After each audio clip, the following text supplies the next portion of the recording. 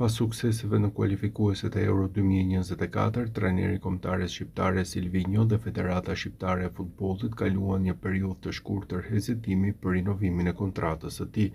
Palët diskutuan me kujdes kushtet financiare dhe projektin afatmesëm për kombëtaren, ndërsa u përballën dhe me pritshmëri të larta nga publiku dhe mediat.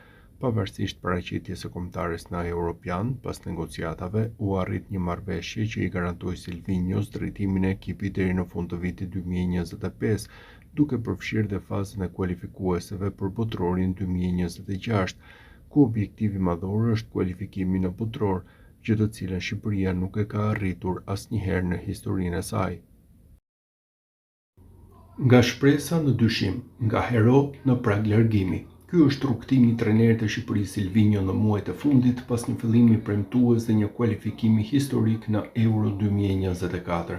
Por futbolli nuk njeh të shkuarën dhe as emra të mëdhenj.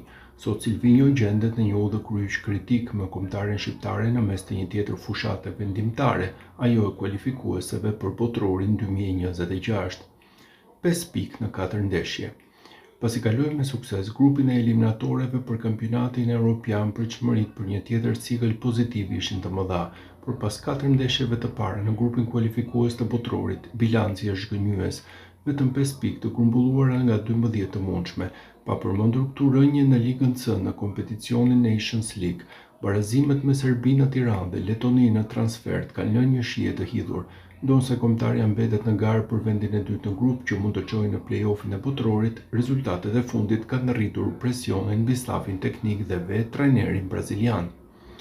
Kontrata që skadon.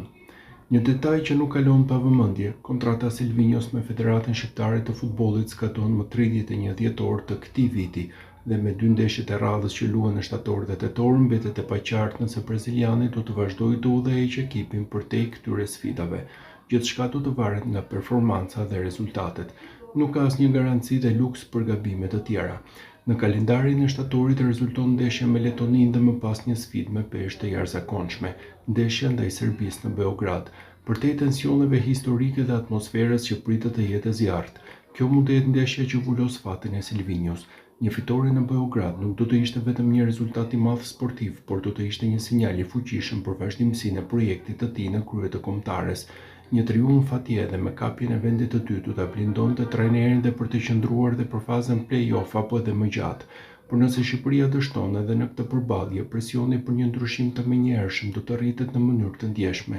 Dhe me një kontratë që mbyllet në dhjetor, Federata Shqiptare e Futbollit mund të mos presë më gjatë për të bërë një riformatim në stol. Një investim rekord, por ai ia vlen? Silvinjo nuk është vetëm një trajner i huaj me CV të pasur si lojtar, ai është edhe trajneri më i paguar në historinë e kombëtares shqiptare, me një kosto totale prej 1.5 milion eurosh, përfshirë dhe stafin e tij teknik. Investimi i Federatës Shqiptare të Futbollit ishte një deklaratë ambicieje, por kur rezultatet nuk janë në linjë me pritshmëritë, nis pyetje pashmangshme: a ja ka vlerëtur ky investim? Kritikët theksojnë se për një pak të tillë kërkohet jo vetëm kualifikim, por dhe vazhdimsi dhe përmirësim në mënyrën e lojës. Në disa ndeshje të fundit, Shqipëria ka treguar mungesë qartësie taktike dhe një regres në agresivitetin ofensiv që e karakterizoi në kualifikueset e Euro 2024.